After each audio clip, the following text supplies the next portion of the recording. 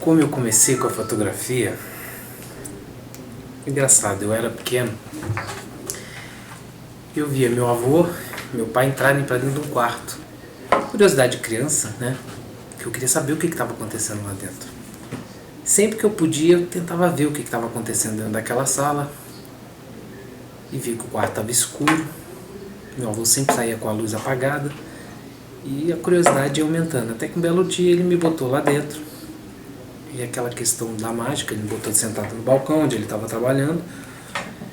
Eu lembro que naquela penumbra, na luz, ele mexia numa bacia que tinha uma água, né? E de repente a imagem aparecia. Logicamente que eu queria meter a mão. E para que isso não acontecesse, ele fazia o quê? Ao invés de pegar as fotos, revelar e botar para secar, ele me dava as cópias para eu ficar abanando. E me deixava ocupado. Assim eu ia ver, ficava achando que estava ajudando, né? E ficava ocupado tempo suficiente para ele terminar o trabalho dele e não deixar que eu mexesse em todo o laboratório, porque tinha muito produto químico, muita coisa que podia me machucar. Fui acompanhando eles às redações, plantão, eu depois da aula. Eu sempre estava enfiado na redação junto com eles, final de semana. Meu pai ia fotografar, tinha as pautas, eu ia junto com ele. Literalmente aquela história do fiel companheiro. E assim eu fui tomando gosto. Eu lembro que assim que eu vim morar em Brasília, tinha a parada de 7 de setembro, no Eixão. E meu pai me deu uma câmera, uma F3, me deu a câmera para eu segurar. Na verdade ele regulou e disse, pode tirar foto à vontade. E eu pequeno, eu devia ter meus 7, 8 anos. E eu comecei a fotografar.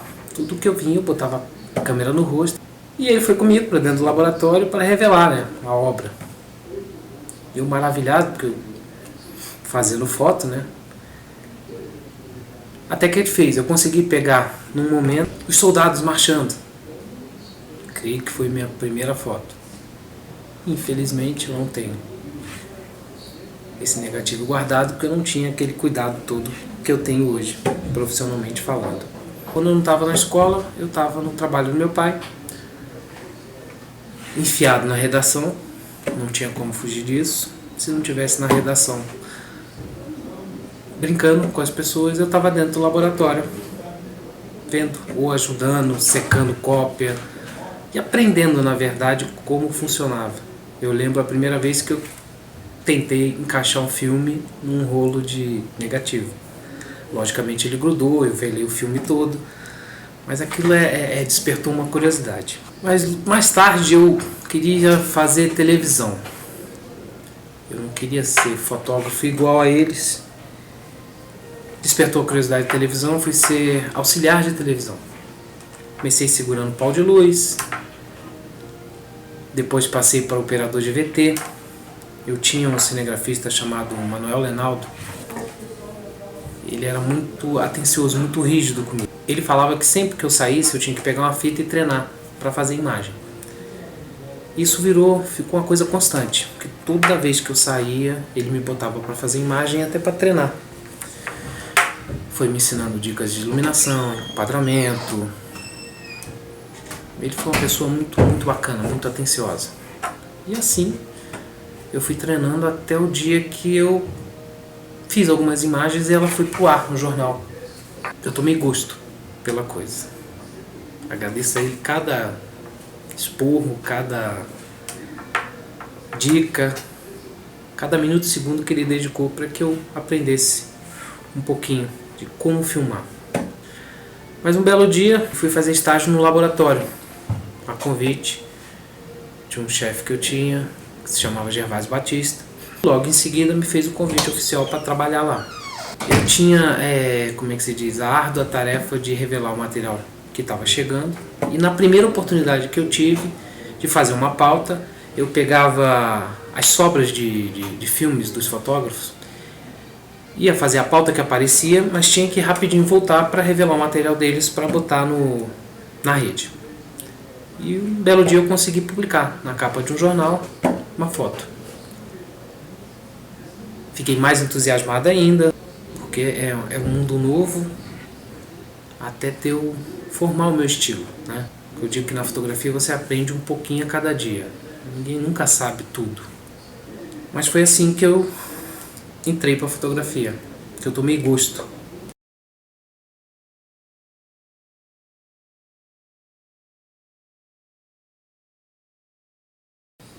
O dia a dia do fotojornalismo na agência é corrido. Você tem dias que você não tem nada o dia inteiro, no final do dia pode acontecer algo importante. De manhã cedo, eu acordo bem cedo para distribuir a pauta para os fotógrafos, faço uma busca mais minuciosa naquilo que são as prioridades, as coisas que rendem matéria, as coisas que rendem só foto. Eu aprendi que uma foto de capa rende uma matéria de capa. E sendo o contrário, uma matéria de capa não rende uma foto. Então a prioridade é sempre fotografar para que a foto seja uma foto de capa. É a orientação diária. Na verdade, isso é uma coisa que eu carrego comigo. Da pauta mais importante a menos importante, sempre fosse a foto de capa. Logicamente, você não obtém esse resultado. Os fotógrafos, de acordo com as suas prioridades, eles vão enviando material. A agência online requer publicação rápida, a gente, de acordo com a demanda, vai subindo o material e distribuindo para os usuários. A oportunidade de fazer grandes coberturas. Como todo mundo sabe, um país, né? Como todo mundo sabe, muito pobre, abaixo da linha da miséria. Eu estava uma vez de férias, decidi por um período de férias não ligar a televisão. No meu último dia de férias, calhou de ligar no horário de jornal e estava simplesmente, a notícia era terremoto no Haiti. Eu me lembro que eu sentei, refleti um pouquinho. 3 dias depois, eu estava cobrindo o terremoto, desembarquei em Porto Príncipe e juntou a miséria com a destruição. Até hoje, no meu dia a dia, em determinados momentos, eu ainda repenso, que foi uma coisa que marcou muito. Tudo aquilo destruído, junto com aquela miséria, o povo pedindo ajuda. Assim, momentos marcantes de você... Tinha momentos que dava vontade de parar de fotografar e ajudar, mas ajudar de que forma? Foi uma dúvida constante nos dias que eu passei em Porto Príncipe.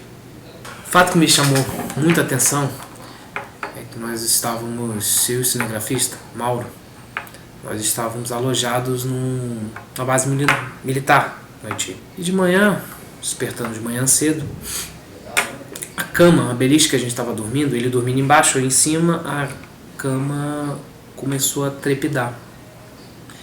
E ele prontamente olhou para cima, para de brincadeira. Eu olhei para ele, com toda a seriedade que o momento necessitava, falei, não sou eu.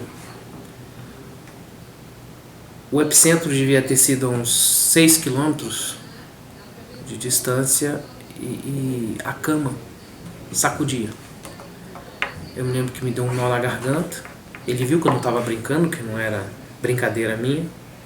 E por alguns minutos nós ficamos calados, pensativos, fomos até o café, ninguém conseguia dar uma palavra. Porque na grande verdade, o que você vai fazer? Na minha cabeça passava, vai tudo tremer, as coisas vão desmontar e eu ia fazer o quê? Correr para que direção? Se o chão abrisse, enfim, aquela angústia de não saber o que fazer no momento. A cobertura do Haiti marcou muito. Foi uma coisa, é importante até hoje, que eu revejo material. Eu tive, depois dos 5 anos, voltamos a fazer matérias sobre como estava o país após 5 anos do terremoto. E até hoje é uma coisa que tem seus momentos de reflexão. Eu tive a oportunidade de cobrir 2 Copas do Mundo, uma na África do Sul, outra aqui no Brasil. Experiência única. Pela emoção, por não estar preparado para cobrir futebol, a primeira experiência não deu para ter o gostinho, A segunda, então, no início, eu tive que pedir ajuda aos colegas por não saber como fotografar. Tive orientação de alguns profissionais, mas com aquele frio na barriga de como é um jogo de futebol, o que acompanhar. E graças a Deus deu tudo certo, porque no momento do jogo começando, você vê seu time, a estreia com o Brasil, tinha uma dúvida muito grande: ou eu olhava o jogo, eu fotografava. Mas o resultado foi muito bacana, uma coisa assim que eu vou levar para o resto da vida.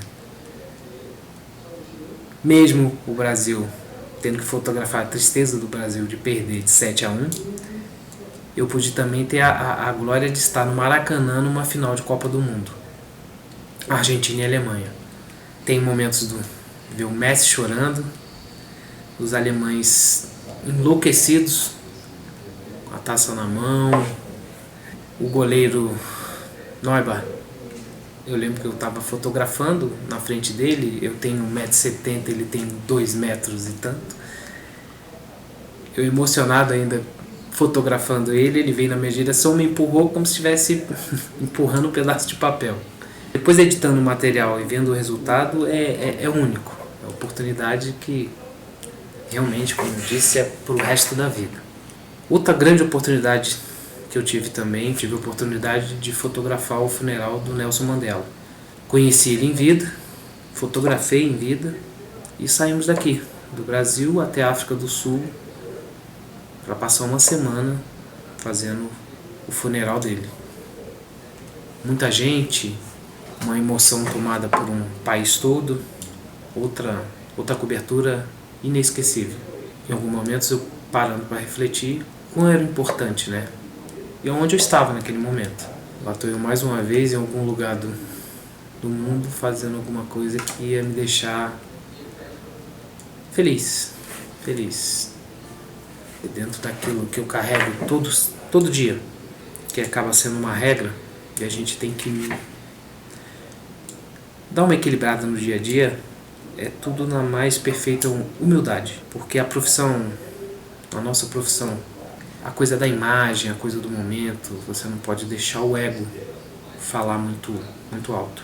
E nessa linha eu tenho conseguido bons resultados no trabalho. É muito gratificante você ter coberturas como essa, o resultado, você ver seu material publicado, você olhar, rever as fotos e ter esse retorno, né? É gratificante. Eu agradeço todo dia todas as oportunidades que eu tive.